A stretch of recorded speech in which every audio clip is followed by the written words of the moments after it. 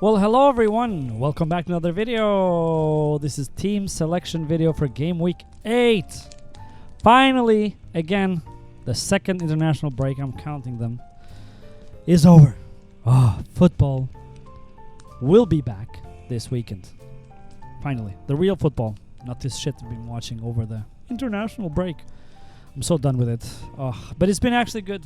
It's been very good for me personally. I took an football detox, an FPL detox, even though I said I'm going to watch a lot of... I have not watched anything, actually. I feel like, I wasted a lot of energy on thinking and calculating and doing all that stuff before the wild card. Now I feel like I'm set. I don't have any major issues in my team. It's just luxury thinking. Basically, I have 3 free transfers with the wild card being played 2 game weeks ago, so... Team is in very good shape. It's just luxury thinking, and I haven't even doing that. I haven't been doing even that. Like opening my team and checking what can I do, because it's just, first of all, too early. Second of all, we never know with international break. There's so many players being rumored to be injured. We don't know if they're fit. We're gonna have to wait till Friday to get a good no or yes if they're gonna be starting. Yeah. It's been very nice, actually, for me. I've enjoyed this international break. Took a weekend off with my family. We were in a small vacation last weekend. So it's very nice. It's been very good. But without further ado, let's just go straight into it. I know I said I'll probably make a video over the weekend to look at the transfers. But I'm happy I didn't, because it's just... I feel like sometimes it's good just to take a break and just let the thoughts, take a rest. Just like meditation. Keep the distance from FPL, Don't make any rash decisions. If we overcomplicate and overthink, overanalyze, it's not good for the mental health, at least. And it's not guaranteeing that the more time you put, more chance you have to win FPL. Look at the the most FPL fantasy Premier League content creators are doing very poorly this year. And that's not because they're bad FPL managers, or that's not because they overthink everything, but just sometimes, it doesn't go your way, and it's fine. Which is why it's important sometimes to keep a bit of a distance from FPL and enjoy when we have these international breaks, even though it's boring without football, real football. But anyways, let's just jump straight into it. Let's just go to the fantasy app over here and see what we're dealing with. Thomas Tuchel, by the way. Irrelevant news on FPL, but he's England coach. I can't see that. It just feels so weird. Thomas Tuchel as an English coach. Yeah, he's going to be coach of England, I guess, from January. It says from 2025, so I don't know why not now, but either way. Just go and look at our team immediately over here. So this is how I left it, and this is how I'm finding it. No new... actually, Saka came out injured, so he became yellow flag. I'm assuming he's going to be fine, I'm assuming Arteta first is going to say on Friday. We'll have to check. He's going to train or try and train with us today, and we'll see if we'll make a decision on the day. Which basically, in Arteta's words, mean he's going to start. If Saka is fit, Saka start. Doesn't matter, even if he's carrying a small knock. He's been doing that for 4 years now. So he's on yellow. Konsa was on yellow flag before, but I don't really care because I don't think I'm going to play Konsa. And as I said before, I have 3 free transfers. Let's just go to transfers. There's no point of looking at the pick team. Actually, just look at very quick and what issues we have. So, Raya is starting, always. Doesn't matter. Gabriel, Bournemouth away before their fixture turn. This I have to... Yeah, Liverpool home, Newcastle away, Chelsea away. Actually, I'm more confident when they're away matches, obviously, than the Liverpool at home, for example. But because it's Liverpool, bigger team, maybe they're more focused. So, yeah, as I said in previous videos, I trust the Arsenal defense way more against tougher teams and away matches than I do against weaker teams in home matches. So, it is what it is. Double Arsenal defense going strong. He's there. Rico Lewis, Wolves away, is going to start for sure if Lewis starts. But he's going to mean my team is going to start. Which leaves me with a couple of difficult other options that I have. So I have Colwill, Liverpool away. Most likely he's the one who's going to make way. To who, I'm not exactly sure yet, because I have a couple of options that I want. But I'll talk about that later. But so one transfer is booked already. I think it's Colwill, because Chelsea matches are not good, and defensively they haven't been, you know, impressive anyways. I got him for the fixtures, the 3 good fixtures that they had. He didn't bring me much. Didn't bring me much, but let's see here, 1.7 points. But it is what it is. And I have Van der Berg, who is playing United away.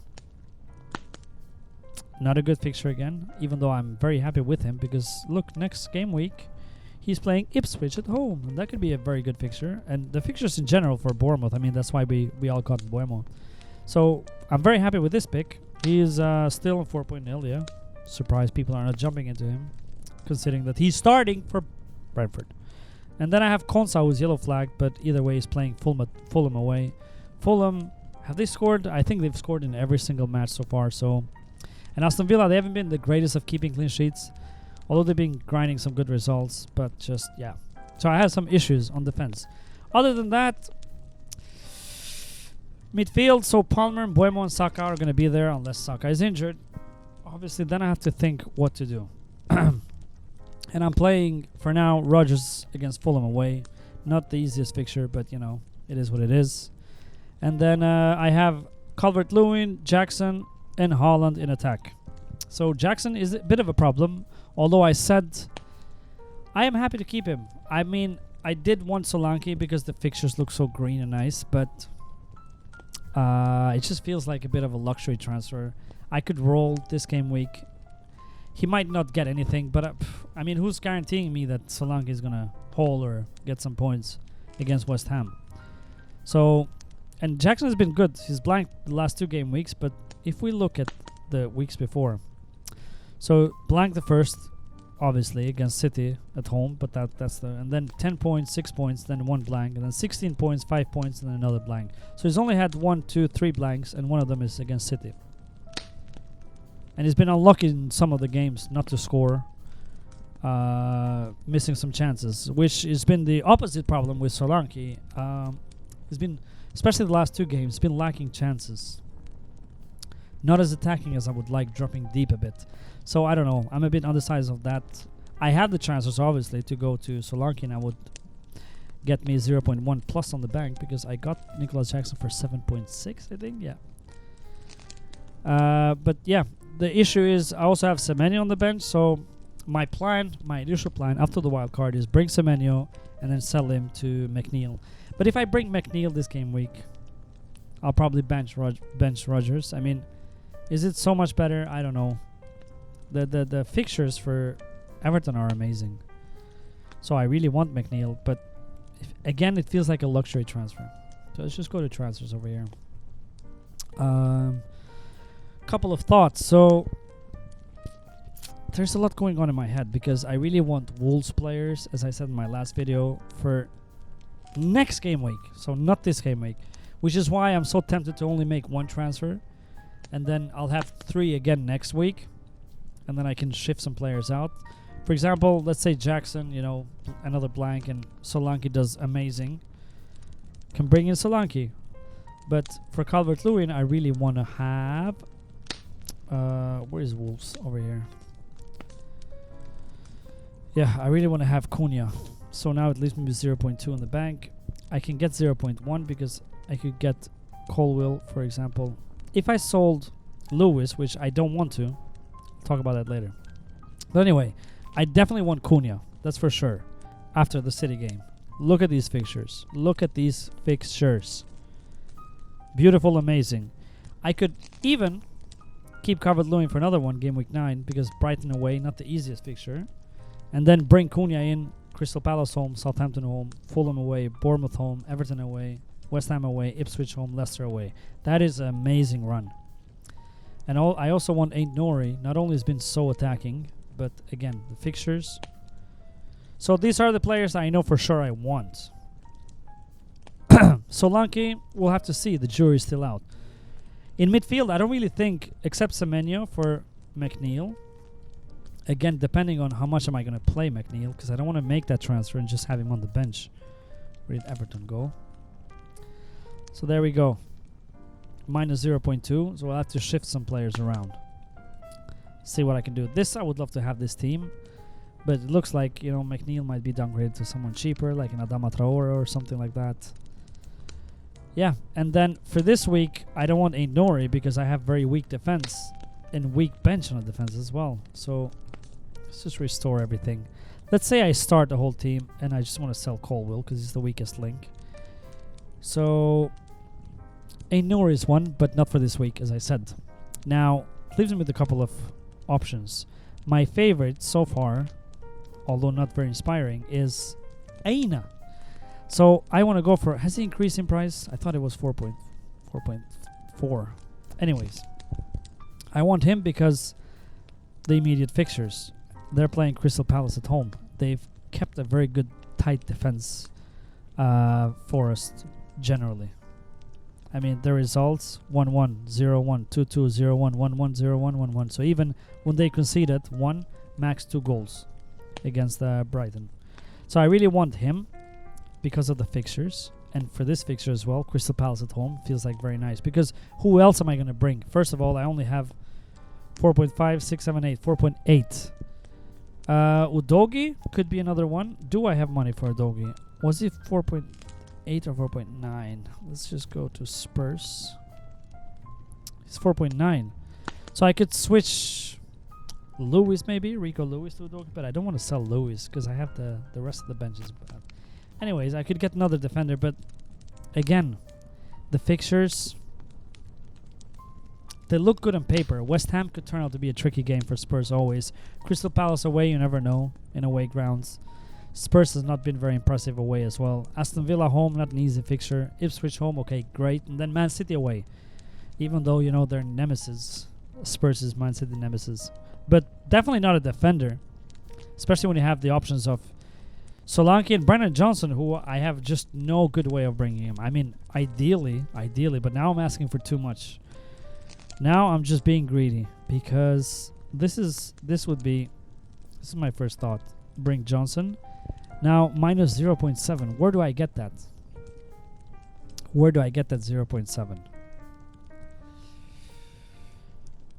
Could downgrade Jackson, but then I'll have to get 7.0. There's no... There's 6.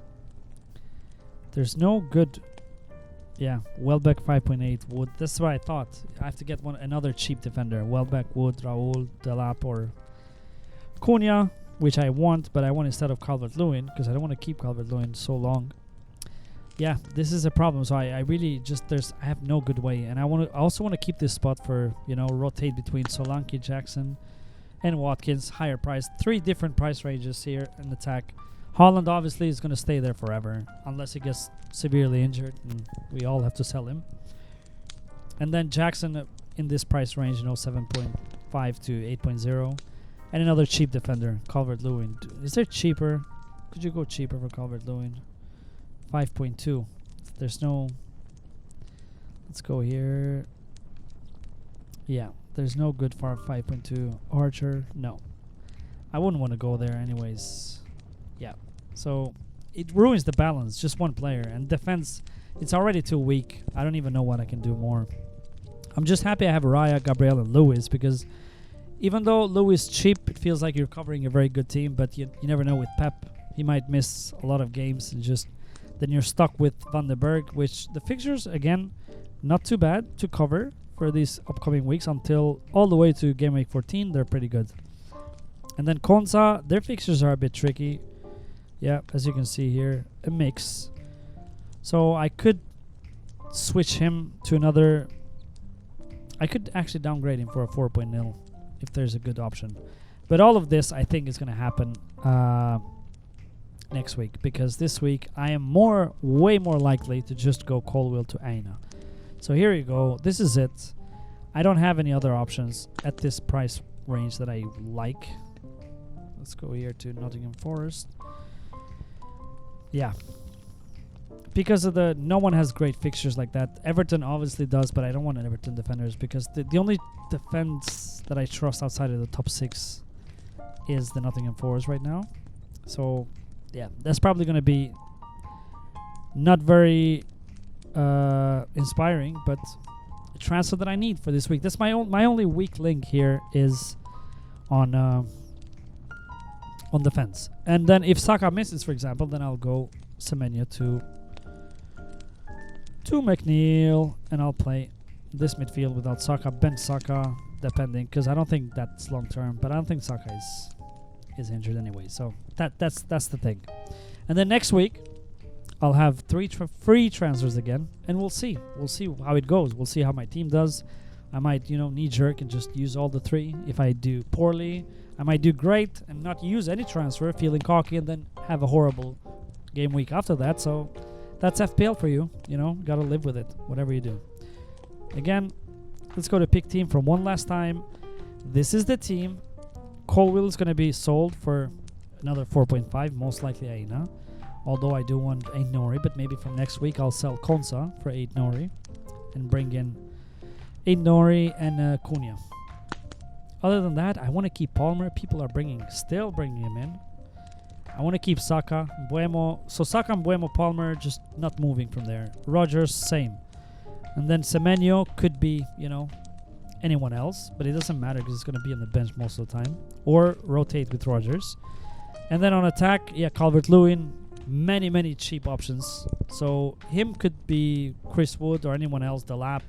Nicholas Jackson, Solanke. Could switch to that if Solanke continues to do well. And then Holland's going to stay there forever. Yeah, this is it. I think there's not much more to say. It's probably been gone long enough now. Good luck. Just good luck. I'm so happy FPL is finally back. If you have any questions or anything else, you can also write in the comments. People have started to write, which is great. And I can answer that because I can't cover everything in the video. And sometimes I forget I have something. I never write any script or bullet points. I used to do that at the beginning, but now I just go cold. And also, I don't want to overcomplicate it and just give too many thoughts out there and just confuse people. But, it's just for entertainment purposes and to give you some ideas of what I'm planning to do. And that's it. Again, very happy. Thank you for watching. Please like and subscribe. Have a very wonderful game week. Hope some green arrows all over everyone, although it's impossible. But yeah, thank you so much, and see you on Monday or Tuesday for a game week reaction. Bye. Subscribe. Come on. Just do it. I'm waiting. Just do it.